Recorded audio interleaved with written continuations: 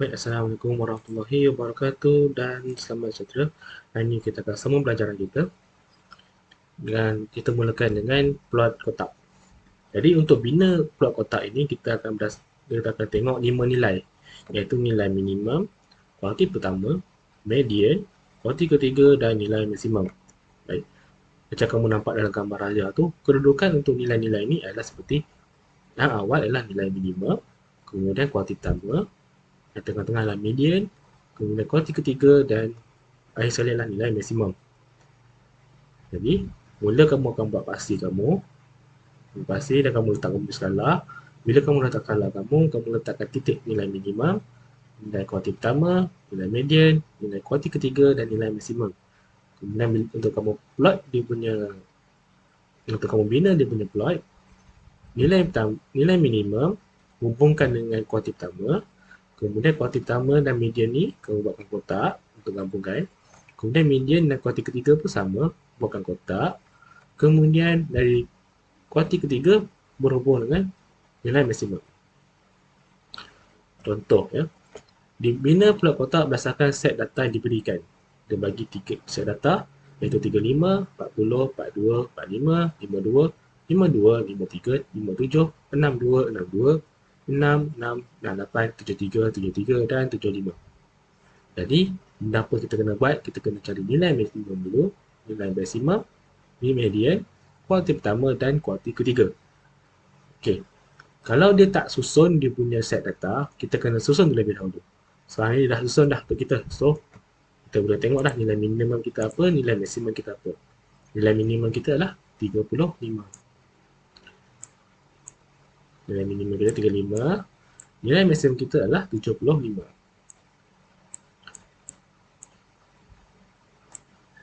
Baik.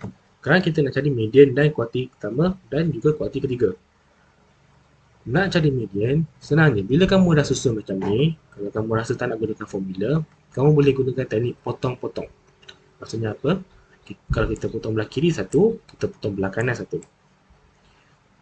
Potong belah kiri dua, potong belah kanan pun dua. Jadi kita potong kanan tiga, potong kiri tiga, potong kanan tiga, dan potong kiri satu, potong kanan satu. Dan kita akan tinggal satu nombor tengah-tengah dan itulah nombor median kita. Dan nombor median kita adalah 57.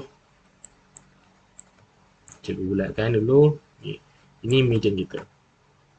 Jadi sekarang ni nak cari kuarti pertama, kuarti kedua. Silap. Kuarti pertama dan kuarti ketiga.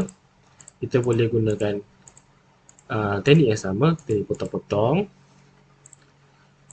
Kita potong ni, kuarti pertama adalah belah kiri ya, belah kiri median ni.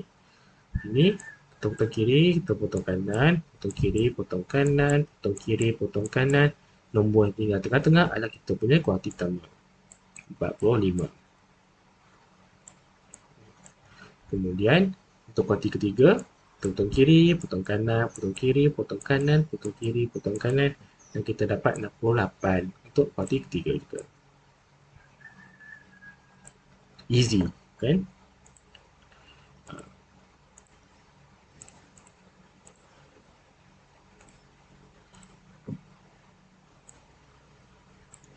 Baik. Kita dah dapat, sekarang kita nak buat apa? Kita nak plot kita punya plot kotak. Kita dah dapat kita ni. Pertama kita buat kita punya paksi dan juga skala. Kena buat ni dulu, baru kita boleh letakkan kita punya titik.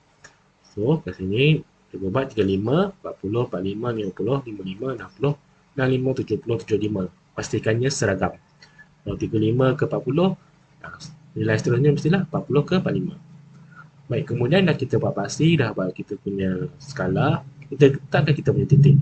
Letak nilai minimum kita 35, nilai kuarti pertama kita adalah 45, kita punya median 57, kemudian kita punya kuarti ketiga kita 68 dan nilai maksimum kita 75. Kemudian kita hubungkan dia. Nilai minimum hubungan Q1. Q1 dengan median ni kita buatkan kotak. Kemudian median dengan Q3 ni juga sama buatkan kotak. Kemudian Q3 berhubung dengan nilai maksimum. Macam tu je kalau nak buat untuk plot kotak. Baik, selanjutnya kita masuk kesan perubahan terhadap serakan. Jadi, perubahan data. Baik, kita masuk dengan kesan perubahan data terhadap serakan. Perubahan data merangkumi kes-kes seperti di bawah, iaitu A. Setiap data ditambah atau ditolak dengan suatu pemalas secara seragam. B. Setiap data dirap atau dibahagikan dengan suatu pemalas secara seragam. C. Kewujudan nilai pencilan dalam set data. Dan D. Suatu nilai dikeluarkan atau dimasukkan dalam set data. Baik, kita tengok kes pertama, iaitu A. Setiap data ditambah atau ditolak dengan suatu pemalas secara seragam. Bila jadi kes seperti ini, kamu punya sukatan serakan tidak ada perubahan nilai. Takkan berlaku perubahan nilai dalam sukatan serakan kamu. Julat kamu ke, julat antarkuartil kamu ke, variance kamu ke, sisihan pawai kamu ke, takkan ada perubahan yang akan berlaku. Baik, itu untuk kes yang pertama. Kes yang kedua, bila setiap data dirap atau dibahagikan dengan suatu pemalas secara seragam. Untuk kes seperti ini, bila setiap carapan dalam suatu set data didarab dengan satu pemalas K, maka untuk cari julat baru K kali dengan julat asal. Sama juga dengan julat antarkuartil. Nak cari julat antarkuartil baru sama dengan K, iaitu nilai pemalas kamu, kali dengan julat antarkuartil asal. Sisihan pawai juga, sisihan pawai baru sama dengan K kali sisihan pawai asal. Untuk variance, variance dia lain sikit. Dia kena K kuasa 2. Variance baru sama dengan K kuasa 2 kali variance asal. Sebab variance unit dia adalah kuasa 2. Baik. Sama juga dengan bahagi, untuk cari julat baru, julat asal bahagi K, iaitu pemalas kamu, nilai pemalas kamu. Julat antarkuartil baru sama dengan julat antarkuartil asal bahagi K. Untuk sisihan pawai baru sama dengan sisihan pawai asal bahagi K. Dan juga variance baru sama dengan variance asal bahagi K kuasa 2. Itu adalah untuk kes 2. Untuk kes ketiga, iaitu pewujudan nilai pencilan dalam set data. Okey. Untuk kes seperti ini, julat akan berubah dengan mendadak apabila satu pencilan dikeluarkan atau dimasukkan ke dalam set data. Nilai pencilan ni apa adalah nilai ekstrim. Contoh ada satu set kamu diberi 1, 2, 3, 4. Tiba-tiba ditambah dengan nilai pencilan iaitu 20. Melampau-lampau dia punya nilai data dia. Jadi nilai itu dipanggil nilai ekstrim atau pencilan. Jadi kalau ada pencilan masuk atau keluar, julat kamu akan berubah dengan mendadak. Julat antarkuartil kamu pula tidak akan dipengaruhi sangat. Dia akan kurang dipengaruhi. Dia akan dipengaruhi juga sebab akan ada kedudukan yang akan berubah, tetapi dia kurang dipengaruhi. Untuk variance dan sisihan pawai pula, nilai bagi variance dan sisihan pawai akan bertambah dengan banyak apabila pencilan ditambah ke dalam set data. Jadi bila ada nilai pencilan ditambahkan ke dalam set data, nilai bagi variance dan sisihan pawai akan bertambah dengan banyak. Okey, kes yang keempat iaitu suatu nilai dikeluarkan atau dimasukkan dalam set data. Untuk kes ini, jika beza antara nilai cerapan baru, nilai yang baru tu, nilai yang kamu masukkan tu, dengan nilai min adalah rendah. Jadi beza antara nilai min, kamu cari nilai min dulu. Kemudian, kamu cari nilai min asal dulu. Kemudian kamu tengok beza antara nilai min asal dengan nilai cerapan baru tu.